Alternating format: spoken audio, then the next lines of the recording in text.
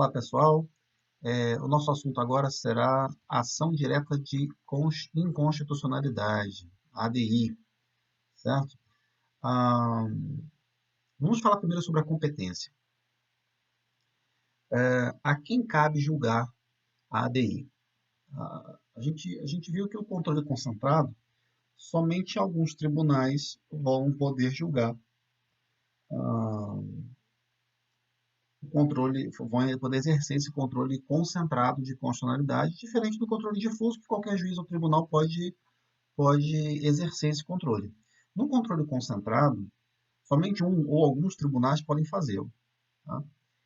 No caso da ação direta de inconstitucionalidade, somente o Supremo Tribunal Federal e os tribunais de justiça podem exercer esse controle. Tá?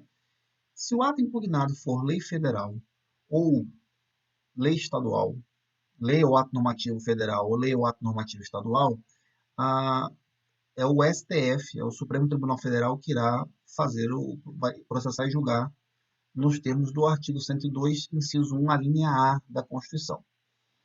Se o ato impugnado for estadual ou municipal, lei ou ato normativo estadual ou municipal, e o parâmetro que vai ser analisado, quer dizer, esse dispositivo constitucional, esse dispositivo legal ou ato normativo, viola a Constituição Estadual. Se viola a Constituição Estadual, cabe ao Tribunal de Justiça de cada estado processar e julgar essa ação direta de inconstitucionalidade nos termos do artigo 125, parágrafo 2º da Constituição da República. Tudo bem? Quando for de competência do STF, o parâmetro de constitucionalidade será a Constituição da República. Quem são os legitimados a ajuizarem a ação direta? Eles aparecem no artigo 103 da Constituição. São eles o presidente da República, a mesa do Senado, mesa da Câmara dos Deputados, mesa da Assembleia Legislativa ou da Câmara Legislativa, no caso do Distrito Federal, né? Governador do Estado ou do Distrito Federal, Procurador-Geral da República, Conselho Federal da OAB, partido político com representação no Congresso e confederação sindical ou entidade de classe em nível nacional. De todos esses legitimados do artigo 103, nós temos os chamados legitimados universais. Esses legitimados são aqueles que podem ajuizar a ação direta sobre qualquer assunto, sobre qualquer tema. Tá? São eles: o presidente da República, a mesa da Câmara, a mesa do Senado, Procurador-Geral da República, Conselho Federal da OAB e partido político com representação no Congresso. Esses legitimados, eles podem ajuizar ação direta sobre qualquer assunto, discutir qualquer tema. Tá? Mas a pergunta que você coloca é o seguinte: imagina que o presidente da República, o titular, ele viaja, assume o vice-presidente. Então, esse presidente em exercício, ele vai lá e ajuiza a ação direta de inconstitucionalidade, certo? Depois que ele sai, naquele momento ele tem legitimidade. O presidente titular volta e ele retoma o seu posto como vice-presidente, como presidente do STF, sei lá, ali na linha de substituições. Tá? E aí, a ação ela continua ou ela para? Nós temos que perceber o seguinte: a questão da legitimidade ela deve ser verificada no momento da propositura da ação. Então, se alguma alteração ocorrer, por exemplo, o presidente em exercício ele estava ali em substituição. Então, o presidente titular volta, a ação continua do mesmo jeito. Não precisa do presidente titular convalidar aquela ação. Não precisa fazer nada. A ação foi ajuizada, ela continua. Por quê? A ADI ela não tem um caráter subjetivo. Ele não leva em consideração a parte. É um processo objetivo. O que me interessa ali é o objeto da ação. Então, não importa quem ajuizou. Eu vou verificar os legitimados no momento da propositura e acabou. A mesma coisa acontece com o partido político que ajuiza a ação. Ele tem representação no Congresso, ele tem legitimidade, ele ajuiza a ação. Mas vamos pensar no senador, que é por eleição majoritária. Tá? E o cargo é dele. Tá? Ele muda de partido. Quando ele muda de partido, aquele partido ele perde a sua representação no Congresso. A ação não vai ser afetada por conta disso. Tá? A ação foi ajuizada por alguém que era legitimado, um partido político, com representação no Congresso, e é a mesma lógica lá do presidente em exercício. mudou a situação, mas a ação já foi ajuizada, ela vai continuar. Tudo bem? A gente tem um julgado aí do STF que vai tratar do assunto. Ah, os chamados legitimados especiais são quem? Mesa da Assembleia Legislativa ou da Câmara Legislativa, governador do Estado e confederações sindicais ou entidades de classe de âmbito nacional. Esses legitimados especiais, eles precisam demonstrar a pertinência temática. O que é essa pertinência temática? É exatamente a justificativa que esse legitimado vai ter que apresentar, dizendo o seguinte, olha, essa norma impugnada, ela viola os interesses de quem eu estou representando. No caso da Assembleia Legislativa, olha, ou do governador, isso afeta os interesses do meu Estado. Tá? Ou no caso da confederação sindical ou entidade de classe, vai falar, olha, minha classe de trabalhadores está sendo afetada por essa norma. Então, por isso, eu estou fazendo impugnação. Tá? Isso tem que ser demonstrado. Tá? Por que você está aqui mesmo? Entendeu? A ideia de pertinência temática é exatamente essa. No caso dos legitimados universais, isso não acontece. Certo? Ah, a pergunta é a seguinte: pode o governador ajuizar uma ação direta, uma ADIM, em face de uma lei de um outro estado membro? Pode, é possível sim.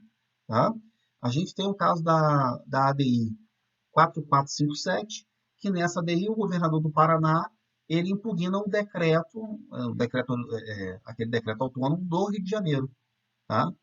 Isso foi julgado, o acórdão foi publicado em 1º de 6 de 2011. E lá foi falou, olha, pode sim, porque na verdade o governo do Rio de Janeiro estava reduzindo a carga tributária lá do ICMS, e a Constituição diz que isso tem que ser feito um acordo entre os governadores, isso não foi feito, então o governador do Paraná impugnou o decreto do governador do Rio de Janeiro, sem problema. Outra questão interessante é com relação à capacidade postulatória. Na ADI, todos os legitimados eles podem assinar a petição inicial. Ah, e aí não precisaria, tecnicamente, de advogado, salvo nos casos do partido político, confederação sindical e entidade de classe de âmbito nacional. Nos outros casos, o governador do estado, por exemplo, poderia assinar a petição sozinho. Foi o caso que aconteceu na ação direta de inconstitucionalidade discutindo sobre a lei dos royalties do petróleo, que o governador do estado do Rio de Janeiro, à época, Sérgio Cabral, ele assinou a petição. Tudo bem que tinha uns procuradores do estado que assinaram juntos, mas mesmo se eles não tivessem assinado, a ação estaria valendo, a petição inicial estaria regular. Tá?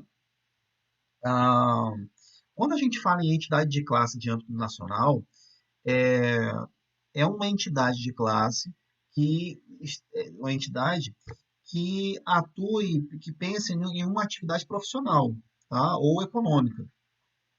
Tá? A ideia de âmbito nacional é de que isso foi definido em uma ADI, tá? ADI 3850, que pelo menos um terço dos estados tem atuação dessa entidade de âmbito nacional. Para ser considerado de âmbito nacional, ela tem que estar presente em pelo menos um terço dos estados membros.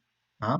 E aí cabe ressaltar que nem a CUT, nem a UNE tem legitimidade para propor esse tipo de ação. Certo? Quando a gente fala em controle de constitucionalidade concentrado, a gente tem que ter em mente qual é o parâmetro ou qual é o chamado bloco de constitucionalidade, normas formalmente constitucionais. Tá? Que normas são essas? São as normas que estão lá na Constituição. Tá? Além delas, as emendas constitucionais, o ato das disposições constitucionais transitórias, o ADCT, e os tratados internacionais de direitos humanos que foram aprovados é, pelo procedimento do parágrafo 3º do artigo 5º, aquele lá em 2 turnos, como se fosse uma emenda constitucional, que ali ganha força constitucional. Quais foram, só tem 3 tratados até hoje que foram aprovados sob esse regime, tá? Foram 2 tratados, na verdade, de 2007 e um tratado de 2013. Está aí nos slides para vocês. Quais são esses tratados? São tratados que falam sobre pessoas com deficiência. Tá? Qual é o objeto da ADIM? O artigo 102 vai dizer que compete ao Supremo Tribunal Federal processar e julgar originariamente A linha A, ação direta de inconstitucionalidade de lei ou ato normativo federal ou estadual. Lei ou ato normativo federal ou estadual. Logicamente que essa lei ou ato normativo federal ou estadual que viole a Constituição da República. Tá? Que atos seriam esses? Emendas constitucionais, leis, decretos autônomos, medidas provisórias, decreto legislativo, resoluções dos tribunais, do CNJ, do CNMP, e o regimento interno dos tribunais. Todas essas normas são possíveis de violar a Constituição e, portanto, são objeto de emendas de ADI. Tudo bem? Não podem ser objeto da ADI, portanto, normas de caráter secundário, por exemplo, um decreto regulamentar. Tá? O decreto regulamentar ele não viola a Constituição diretamente. Primeiro, ele viola a lei. Por que ele é inconstitucional? Porque ele está violando, em primeiro, o princípio da legalidade. A lei está falando uma coisa, ele está dizendo outra. Se o objetivo do decreto regulamentar é regulamentar a lei, ele não pode dispor em sentido contrário ao que diz a lei, certo? Ele não pode inovar na ordem jurídica. Ah, mas ele está violando, ele está infringindo ali o artigo 84, inciso 4. Não, mas primeiro ele está violando a lei, porque ele está criando norma que a lei não cria, criando um direito que a lei não cria, ou criando um dever que a lei não cria. Então, ele está violando, em princípio, a lei. Então, qualquer tribunal pode exercer o controle de legalidade dessa norma.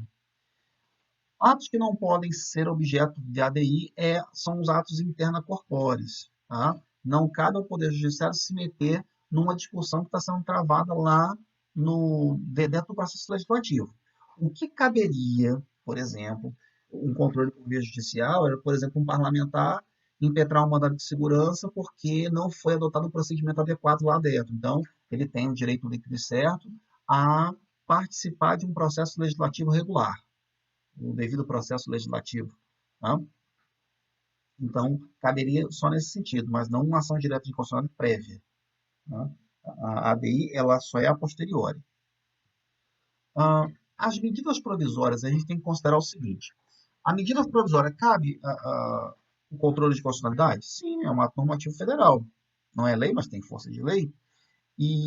Mas o Supremo já se manifestou que o controle sobre medidas provisórias tem que ser considerado em caráter excepcional.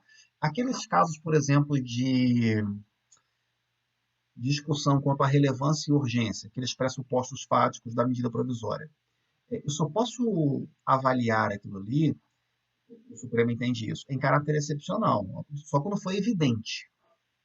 Se a medida provisória estiver sendo discutida lá no Congresso Nacional, por exemplo, ela for rejeitada, ela está em processo ainda naquele período provisório, da medida provisória, e aí foi rejeitada pelo Congresso. Se foi rejeitada pelo Congresso Nacional, essa medida provisória ela vai deixar de existir, ela vai perder a produção de efeitos, e por conta disso a ADI ela vai perder o objeto também.